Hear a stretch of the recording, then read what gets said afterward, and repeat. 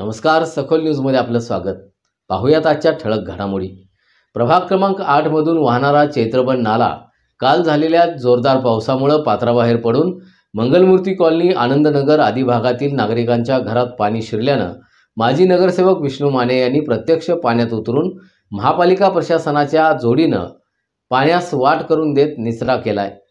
यावेळी सहाय्यक आयुक्त सचिन सागावकर, वरिष्ठ स्वच्छता निरीक्षक अनिल पाटील, स्वच्छता निरीक्षक आठवले, शंभूराज काटकर, निलेश सरगर, शशिकांत चव्हाण, दत्ता हिरेमठ आदी नागरिक उपस्थित होते. दरम्यान आयुक्तांनी सदर नाल्याचं लवकरात लवकर बांधकाम करावं अशी मागणी इथल्या स्थानिक नागरिकांनी केली. पाहूया.